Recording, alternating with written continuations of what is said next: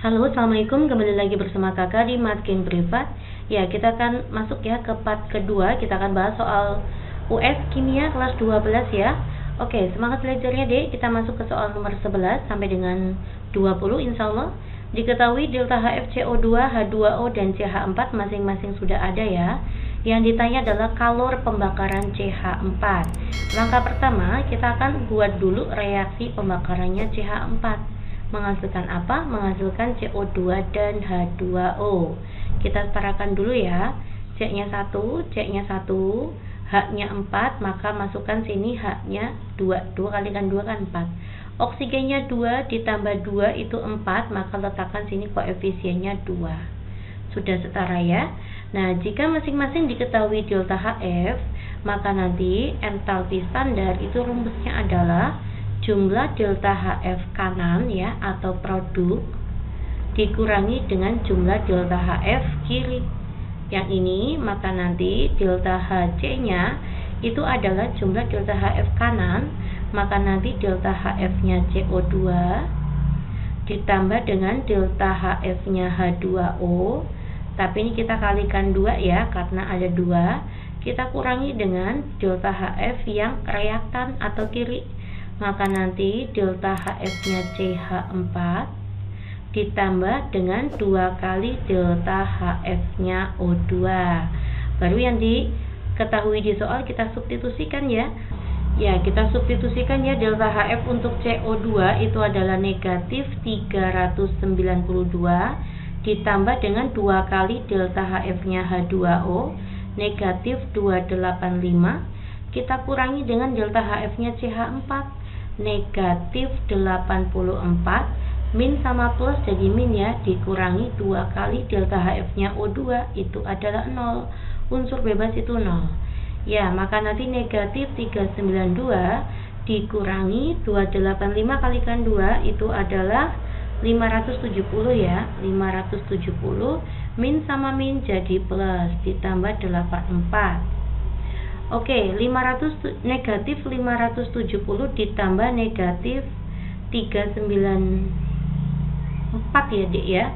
Oh ini 394, sorry ini 394, yaitu negatif 964 ditambah dengan 84. Hasilnya adalah negatif 880 kilojoule per mol. Oke, jawabannya adalah poin B, pasti bisa ya. Lanjut kita masuk ke soal nomor 12. Diperoleh data hasil percobaan seperti berikut, tentukan laju reaksinya. Yang namanya persamaan laju adalah V sama dengan K, X pangkat X dikali dengan Y pangkat Y, di mana X dan Y yang di atas ini itu disebut orde. Bagaimana cara mencari X ya? Cara mencari X dan Y atau mencari orde. Kalau mencari X, langkahnya carilah Y yang sama, yaitu ini boleh ya. Kita pakai percobaan 3 dan 2 ya. Kita gunakan percobaan 3 dan 2. Ini 2 dibagi 1 itu adalah 2 pangkat X ya. Maka nanti 2 pangkat X. Ini kan habis ya. Nanti ini 19,8 10 pangkat min 4 dibagi 19,8 kali 10 pangkat min 4 itu adalah 1. Maka nanti nilai X nya adalah 2 pangkat berapa biar 1? 2 pangkat 0. Kita peroleh X nya adalah 0. Selanjutnya kita akan mencari Y. Kalau mencari Y, carilah X yang sama. Misalkan saya pakai percobaan 1 dan 2. Ya tinggal ini ya, 3 dibagi 1 itu adalah 3. Ini berarti percobaan 2 dan 1 ya. Maka nanti 3 pangkat Y sama dengan ini 19,8 kali 10 pangkat min 4 dibagi 2,2 yaitu 9. Oke, maka kita peroleh nilai Y nya adalah 2. 3 pangkat berapa biar 9. Ya, kita peroleh ya nanti di sini persamaan laju reaksinya V sama dengan K X pangkat 0 dikali dengan Y pangkat 2. Berapapun di pangkat 0 itu hasilnya 1, maka nanti persamaan lajunya V sama dengan K Y pangkat 2. Nah, sekarang kita akan mencari nilainya K. Taruh sini ya. Mbak akan cari nilainya K atau tetapan laju. Adik boleh pakai percobaan 1, 2 maupun 3. Misalkan saya pakai percobaan ke-1 ya, maka nanti V-nya kita peroleh di sini.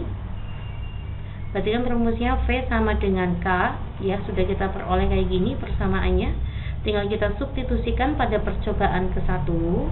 V-nya itu 2,2 kali 10 pangkat min 4. K-nya belum tahu, Y-nya berapa? 0,1 atau 10 pangkat min 1. Kita kuadratkan. Ya, maka nanti K adalah 2,2 kali 10 pangkat min 4 dibagi 1 kali 10 pangkat min 2. Maka nanti nilai K-nya adalah 2,2 ya, 2,2 kali 10 pangkat min 2. Kita K-nya substitusikan ke sini. Yang ditanya adalah laju pada percobaan keempat. Ya, laju pada percobaan keempat, ya di sini pada percobaan keempat, kita akan tulis dulu ya, V sama dengan K, Y pangkat 2. Berarti laju pada percobaan keempat, K-nya saya substitusikan 2,2 kali 10 pangkat min 2. Konsentrasi Y-nya tuh ini 5 kali 10 pangkat min 1 pangkat 2. Maka nanti 2,2 kali 10 pangkat min 2, 5 dikuadratin adalah 25 kali 10 pangkat min 2. 2,2 dikalikan 25 yaitu 55 ya dek. 55 kali 10 pangkat min 4. Ya, jawabannya mana? Jawabannya itu adalah poin B, 55 kali 10 pangkat min 4 M per sekon. Oke ya, lanjut ya. Kita masuk ke soal nomor 13. Pada suhu tertentu dalam suatu wadah bervolume tetap 1 mol CoCl2 ya, ada CoCl2 fasenya gas. Ini dalam keadaan setimbang menghasilkan CO yang fasenya gas dan Cl2 fasenya gas. Sebanyak 1 mol ya, kita buat di sini mula-mula reaksi setimbang. Mula-mulanya yaitu 1 mol terurai sebanyak 2/3 menjadi gas CO2. Berarti alfanya adalah 2/3. Dan gas klorin ya, CO dan gas klorin, gas CO dan klorin ya. Jika tekanan total ya, apabila tekanan totalnya adalah 4 atm, pertanyaannya tentukan nilainya Kp. Tetapan keseimbangan berdasarkan tekanan itu rumusnya adalah P parsial produk yaitu bukan CO2 ya, tapi CO. Pangkat koefisiennya itu 1 dikali dengan P parsial Cl2 pangkatnya 1. Kita bagi dengan P parsial CoCl2 pangkat koefisiennya 1. Ini koefisiennya 1 ya, semuanya 1. Nah, apa rumusnya P parsial? Kita akan mencari mol dalam keadaan setimbang terlebih dahulu ya. Nah, ini alfanya itu adalah 2/3 ya dek ya. Apa itu rumusnya alfa? Rumusnya alfa adalah mol reaksi dibagi dengan mol mula-mula. Nah, berarti kan yang bereaksi itu 2/3 dari 1 mol. Berarti nanti mol yang bereaksi adalah 2/3 dari 1 mol. 2/3 itu 0,66 sekian ya, 0,66 mol. Kita masukkan sini negatif 0,66. Maka 1 dikurangi 0,6 itu adalah 0,33 ya. Ini 0,33. Ini berarti kan jadi plus, ini plus 1/1 kali 0,66. Di sini juga ya, 1/1 kali 0,66 ini sebagai pembatasnya 0,66. Nah, sekarang apa rumusnya P parsial? Rumusnya P parsial itu adalah, misalkan contoh ya, P parsialnya CO nih, maka nanti molnya CO dibagi dengan mol total, kita jumlah semuanya. Maka 0,33 ditambah dengan 0,66 ditambah dengan 0,66. Ya, ini berarti mol totalnya kita peroleh mol totalnya 1,65. Saya bagi dengan mol total lalu dikali dengan P totalnya 4 atm. Itu rumusnya P parsial. Berarti P parsialnya Cl2 berapa Mbak? Sama aja caranya. molnya Cl2 dibagi dengan mol total dikali dengan P total. Saya bagi dengan P parsial COCl2, maka nanti molnya COCl2 dibagi mol total 1,65 ya, ini ya, dikali P total pangkat 1. Oke ya, ada yang boleh kita coret ya. Ini kita coret saja, ini kita coret 1 saja. Oke ya, maka lanjutkan ke sini ya Dek. 0,66 dibagi dengan 1,65 itu adalah 0,4. Maka 0,4 dikali dengan 4 yaitu 1,6. 1,6 dikali 0,66 dibagi, ini bersisa 0,33. 0,66 dibagi dengan 0,33 itu adalah 2. Maka nanti 1,6 saya kali dengan 2 itu adalah 3,2 ya. Nah, yang tepat itu mendekati adalah poin D ya, karena tadi kan kita berupa desimal ya, ini mungkin dibulatkan menjadi 3,3 atm. Oke, semoga kalian semuanya paham ya Dek ya. Ini tentang P parsial. Lanjut kita ke soal nomor 14. Agar didapatkan amoniak dalam jumlah banyak, amoniak tuh yang ini ya, yang NH3, mintanya amoniaknya banyak, artinya kesetimbangannya itu harus ke arah amoniak atau ke arah kanan. Nah, apa yang harus kita lakukan? Kalian lihat ya, di sini bermain entalpi. Ternyata entalpinya negatif atau eksoterm, artinya produknya bersifat eksoterm, maka reaktannya bersifat endoterm. Jadi agar ke kanan, maka suhu diapakan? Suhu kita turunkan. Karena kalau suhu diturunkan, itu kesetimbangan bergeser ke arah eksoterm. Kalau suhu dinaikkan, itu ke endoterm, nanti ke kiri. Apa yang harus kita lakukan lagi nih? Selain suhu, kita bisa bermain konsentrasi. Jadi agar ke kanan, maka konsentrasi reaktan itu harus diperbesar. Berarti konsentrasi N2 dan konsentrasi H2 itu harus kita perbesar. Itu juga bisa bergeser ke kanan. Selain itu, kita lihat koefisiennya ya. Untuk ruas kiri, koefisiennya 1 ditambah 3, koefisiennya ada 4. Untuk ruas kanan 2 ya, koefisiennya itu ada 2. Jadi bergeser ke koefisien yang rendah. Agar kesetimbangan bergeser ke koefisien yang rendah atau lebih kecil, maka artinya volume diperkecil. Dan berbanding terbalik dengan tekanan, maka tekanan diperbesar. Nah, ini yang harus kita lakukan ya, agar kesetimbangannya ke kanan. Konsentrasi N2 diperbesar, betul ya? Ya, jawabannya adalah A. Menurunkan tekanan, salah, harusnya menaikkan tekanan. Menaikkan suhu, salah, haruskan menurunkan suhu.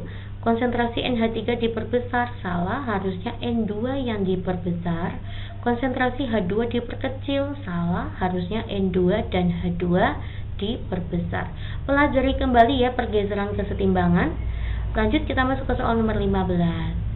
Diketahui ada asam asetat ya, CH3COOH sebanyak 100 mili atau 0,2 m dicampurkan dengan NaOH natrium hidroksida 100 mili 0,2 m.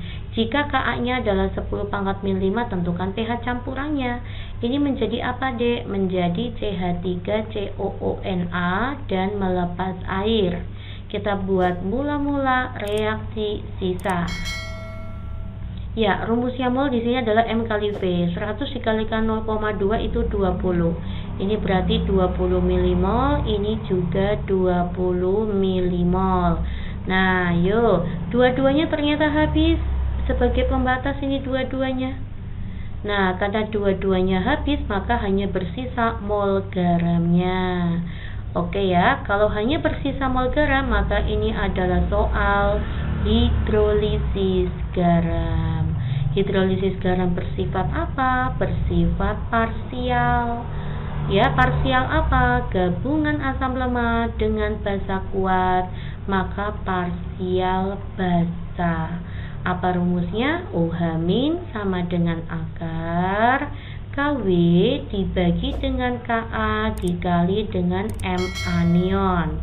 Kw-nya berapa? 10 pangkat min 14. Ka-nya berapa di soal? 10 pangkat min 5. Saya akan mencari min ya. Saya lihat dari garam ini. Kita buat di sini ya. Ada CH3COONA terion jadi CH3COO- dan Na+. Konsentrasinya itu adalah, rumusnya konsentrasi itu mol yang ada di produk dibagi volume total deh, berarti dibagi dengan 200, maka jadinya 0,1 ya. Nah, ini yang disebut emin. Berarti konsentrasi eminnya berapa? Tinggal koefisiennya ya, sama-sama koefisiennya 1, maka emin dan m garamnya sama, 1/1 kalikan 0,1, 10 pangkat min 1. Kita substitusikan ke sini.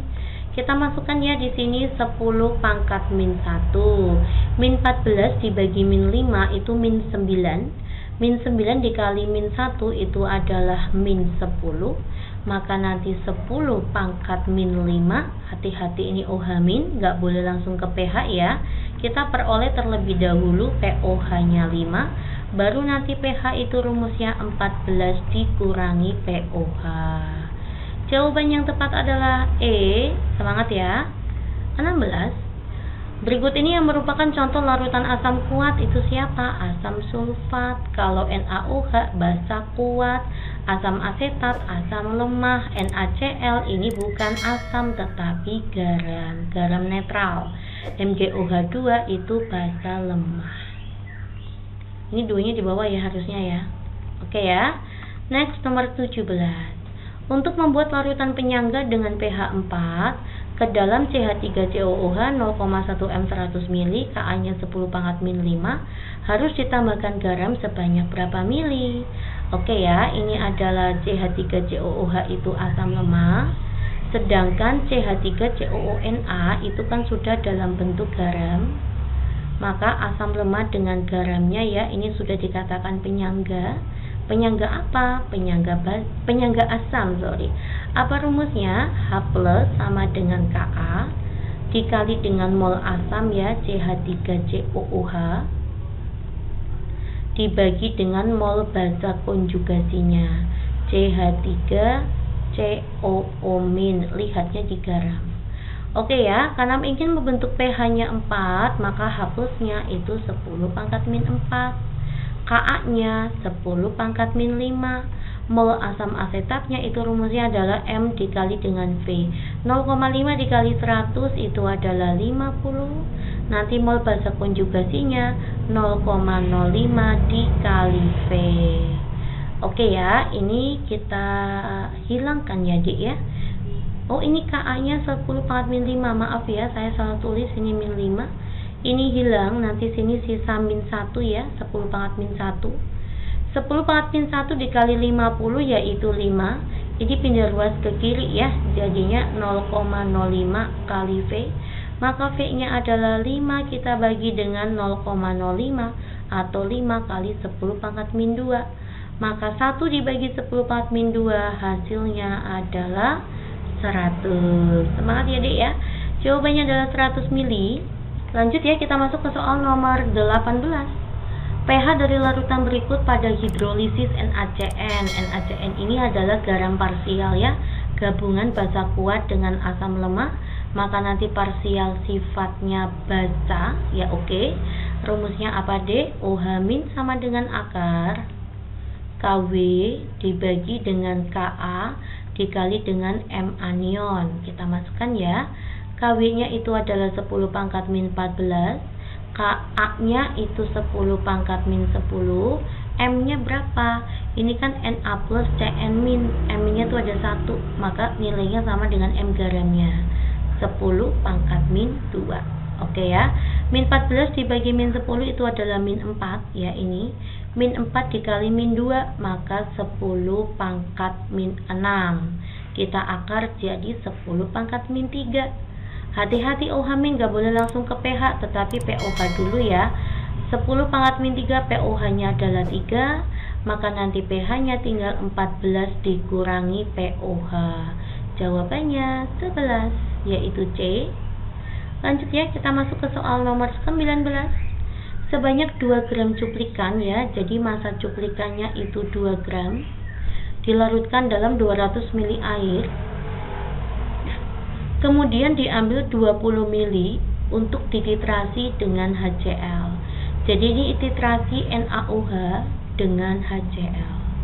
Rumus titrasi itu adalah Ma kali Va kalikan A sama dengan Mb kali Vb kali B. Berarti ini saya balik ya, ini HCl nya di kiri aja. Udah terlanjur ini valensi asam ya, ini berarti HCl ini punyanya NaOH. NaOH diambil 20 ml, maka volume NaOH 20 ml yang untuk titrasi. HCl 0,1, kita masukkan HCl 0,1.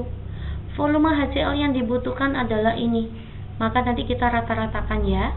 Rata-rata dari 24, 26, 25 itu adalah 25 ya. Maka volume HCl-nya 25. Valensi asam itu jumlah H-nya. Jumlah H-nya adalah 1. Konsentrasi basa kuat ya atau NaOH-nya belum mengerti. Valensi basanya itu 1 ya, karena OH-nya ada 1. Mana. Nah ini OH-nya 1. Oke ya, kita peroleh konsentrasi basanya itu adalah 25 dikali 0,1 itu adalah 2,5. 2,5 kita bagi dengan 20. 0,125 ya. Ini adalah konsentrasi basa kuatnya NaOH ini. Nah, ditanya kita akan mencari masanya ya. Pakai konsentrasi dulu deh. Konsentrasi itu rumusnya apa? Gram dibagi mR dikali 1000 dibagi volume dalam bentuk mili. Konsentrasinya itu 0,125, masanya tidak tahu, mR-nya NaOH itu 40 dikalikan 1000, volume cuplikannya tadi 250 mili. 1000 dibagi 250 itu adalah 4 ya, 40 dibagi 4 itu adalah 10, maka kita peroleh gramnya 10 kali 0,125. Oke ya, massa NaOH sudah diperoleh dari hasil perhitungan. Yang ditanya adalah kadar. Rumusnya kadar itu adalah massa hitung 1,25 dibagi massa cuplikan atau sampel dikali dengan 100%. 100 dibagi 2 itu adalah 50. 1,25 saya kali dengan 50.